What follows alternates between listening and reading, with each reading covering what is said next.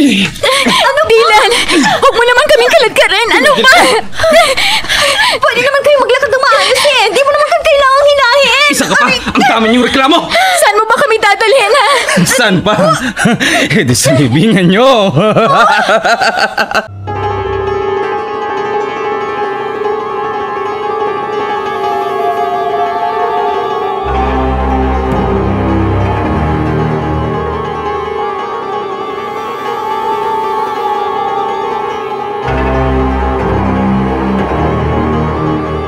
Mahal na mahal kita. Hindi ko kaya mawala ka sa akin. Ikaw ang buhay ko, alam mo yan. Pero Nilo, hindi na kita mahal. Kaya pakawalan mo na ako. Bea, meron na bang iba? Meron na bang ibang laman ng puso mo? Wala. Kung ganun, bakit? Sobra-sobra ka kasi magmahal, Nilo. Nasasakal na ako. Kaya maghiwalay na tayo. Bea,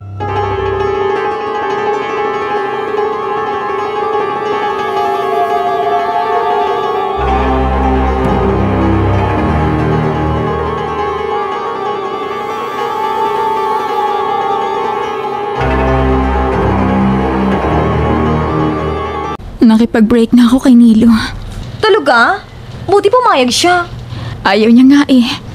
Iyak ng iyak. Ay, kawawa naman. Nalina, mas kawawa ako kung patuloy pa ako makikipagrelasyon sa kanya.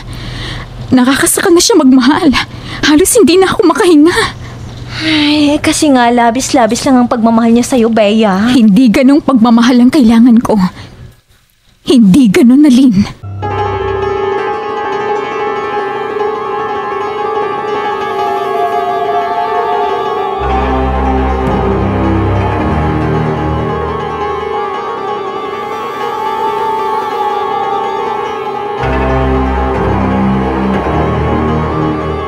Tumatawag na naman si Nilo. Ang kulit talaga. Hindi marunong umintindi. Hello, Nilo? Bea, salamat. Salamat at sinagot mo na ang tawag ko. Nilo, ano ba? Ganyan nga na ba talaga ka-desperado? Ha? 16 missed calls. Wala ka bang gagawin sa buong araw kundi tawagan ako? Bea, please, magkita tayo. Nagikiusap ako, mag-usap tayo. Wala na tayong pag-uusapan pa, Nilo. Buo ng desisyon ko. Ayoko na sa'yo. Lubayan mo na ako. Bea, hindi. Hindi ako susuko. Bahala ka. Kahit ano pang gawin mo. Ayoko na sa'yo, Nilo.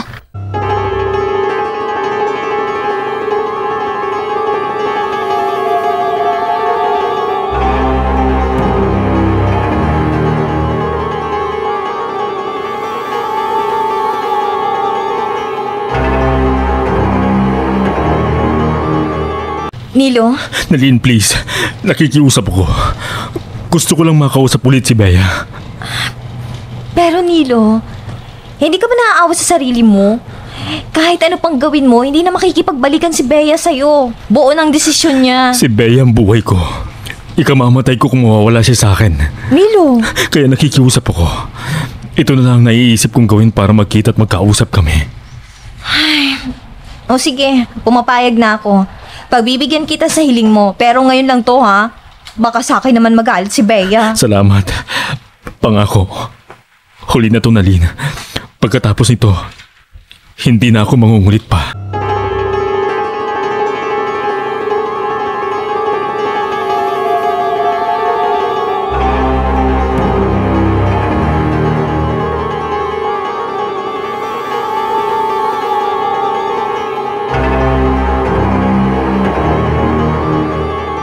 Ay nako, buti naman at dumating ka na. May naghihintay sa'yo.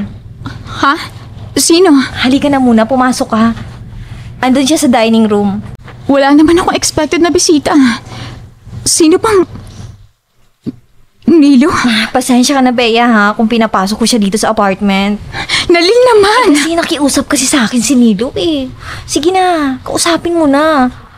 Maiwan ko muna kayo ha. Ano to ha, Nilo? Bea, pinagluto kita ng mga paborito mo. Ito oh, merong kare-kare at saka adobong manok. At saka binili rin kita ng favorite mo na red roses. Halika, upo ka. Kaya ko, gutom ka na. Nilo, hindi mo na kailangan gawin to. Wala na tayo, di ba? Bea, hindi pa naman ako pumapayag. Pumayag ka man sa hindi. Hindi na magbabagong desisyon ko. Kaya makakaalis ka na. Bea. At huwag ka nang babalik dito. Bea.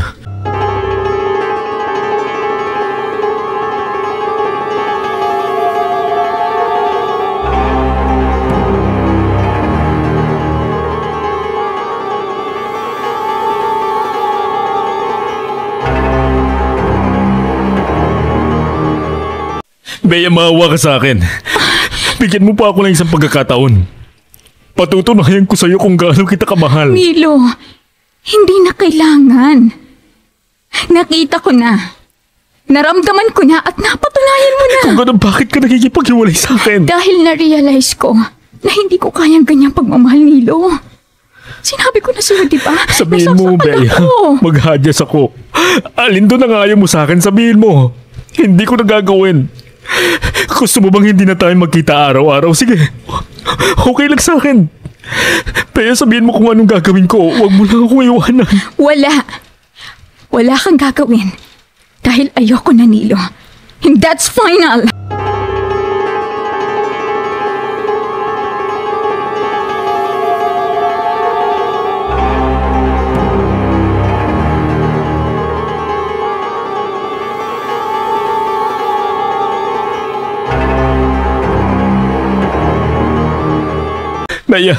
Bea, mamamatay ako. Mamamatay ako kung mawawala ka. Nilo, maraming babae dyan, hindi lang ako. Baka mas deserving pa sila sa pagmamahal mo. Ikaw lang ang gusto kong mahalin, Bea. Ikaw lang. Habang buhay. Bahala ka. Basta sinasabi ko sa'yo, hindi na kita mahal. Ayoko na. Marami pa akong gagawin. Diyan ka na. Bea. Pakidala na lang ng bulaklak mo pag alis mo. Wala nang puwan yan dito.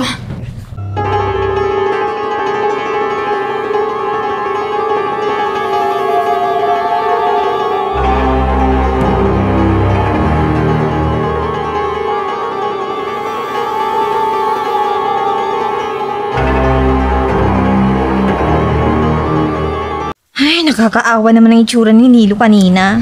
Kasalanan niya. Ayaw tumigil eh. Hindi mo man lang ba na-appreciate ang effort niya? Pinagluto ka pa man din. Yeah, that's sweet. Ganun naman talaga siya ever since. Spoiled nga ako sa kanya, di ba? Ay, oo nga eh. Kaya nga ako nagtataka kung bakit ka nakipag-break sa kanya.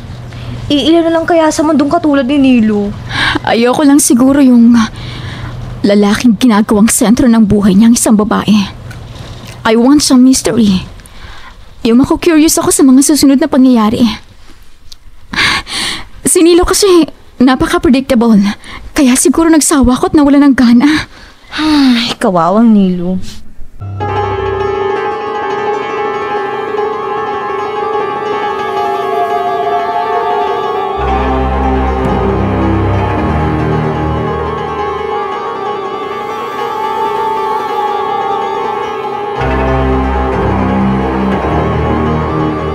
Nalin, I've been thinking, ano kaya kung lumipat tayo ng apartment? Ha? Bakit naman? Okay naman tayo dito Oo, okay naman tayo dito. Maganda ang location tsaka malapit pa sa office natin.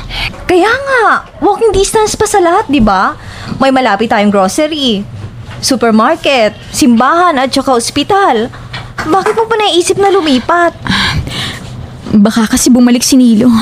Guluhin na naman ako. Eh mukha namang tahimik na siya. Mag-iisang buwan na nga simula nung huling pumunta dito, di ba? Bakit? Tinatawagan ka na naman ba? Eh hindi naman. Kahit nga text wala na eh. Oh, yun naman pala eh. Baka natauhan na. Ha? Oh, ba't ganyan ang itsura mo? Don't tell me, nalulungkot ka. Hindi Eh, bakit pa na yung buntong hininga mo? Basta, gusto kong lumipat ng matitirhan. I just want to start anew. Maraming memory si Nilo dito eh. Eh, akala ko ba hindi ka affected sa paghihiwalay nyo? Basta nga. Eh, hindi naman kita pipilitin kung ayaw mong umalis dito. Eh, di ako na lang maghahanap ng malilipatan.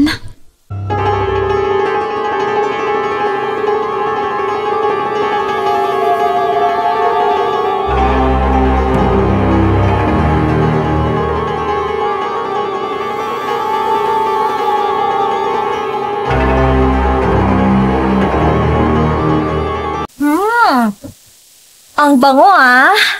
Amoy longganisa at pritong itlog. Maaga kasi ako nagising kaya naisip kong magluto na ng almusal. Halika, maupo ka. Tapos na rin ako magsangag. Maghahain na lang. Tulungan na kita. Sige. Oh, paabot itong sinangag na kanin. Akin na. Amoy pa lang mukhang masarap na ah. Sa halip kasi na bawang, sibuyas, luya at basil leaves ang ginamit ko sa panggisa bago ko nilagay yung kanin. May alam ka palang ibang recipe ng sinangag ha? Natutunan ko yan kay Nilo. Wow! Meaning, hindi pala talaga totaling nabura si Nilo sa buhay mo. Dahil buhay na buhay pang recipe niya. Ikaw talaga. Kumain na nga lang tayo. Sige.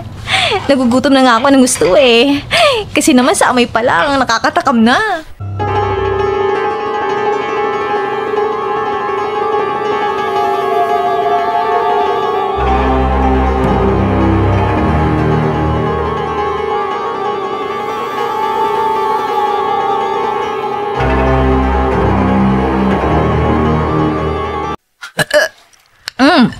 Sobrang nabusog ako ah.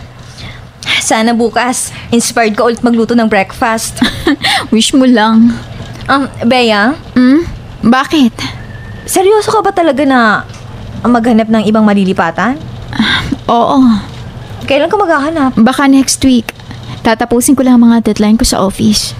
Sige, sabihan mo ko ha para masamahan kita. Talaga? Ibig bang sabihin yan, sasama ka rin sa akin sa bagong apartment?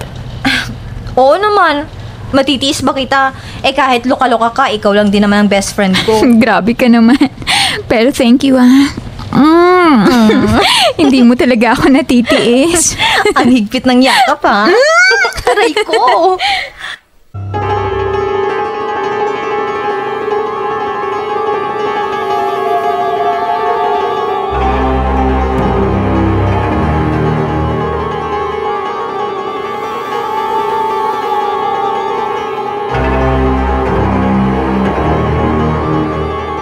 Bea? Hello, Nalin. Hindi ako mag-overtime mamaya. Free ka rin ba after office? Oo. Maaga rin akong uuwi eh. Bakit? May nabanggit yung office mate ko. May nakita daw siyang apartment for rent. Tara, tingnan natin mamaya. Sige. Sunduin mo na lang ako dito sa office.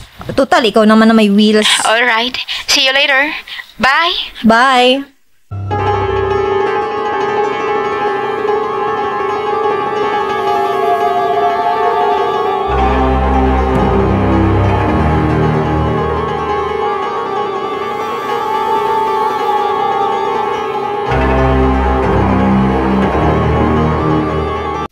Malayo pa ba tayo? Sabi ni Waze, 2 block na lang. Mabuti naman. Nagugutom na ako eh. Ganun ba? Dire-diretso kaagad kasi tayo. Dapat pala nakapag-drive-thru man lang tayo. Nag-rumble ng mga bulati sa tiyan ko eh. Kunin mo yung bag ko sa likod. May biscuit ako dyan. Pagtsagaan mo muna. Ay, di bali na lang. Mamaya babawi na lang ako ng kain. Sagot mo naman eh, di ba? Oo naman. Dahil po sinamahan mo ako, kaya libre kita. Ay, Bea. Oh, Ayun ata yung apartment for rent na sinasabi mo, oh. oo nga. Ay, sa wakas.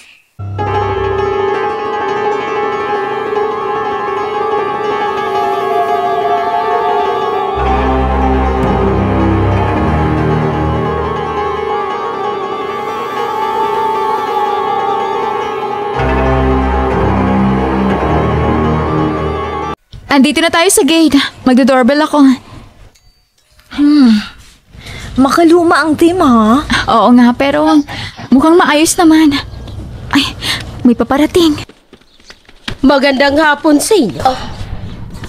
Magandang hapon din po. Mag-i-inquire po kami sa inyong apartment. Alam ko, kanina ko pa kayo hinihintay. Ho? Informed kayo? Baka nabanggit ang office mate ko na Lynn. Pinatanong ko kasi kung may bakante. Ganun ba? Halika kayo. Tuloy kayo.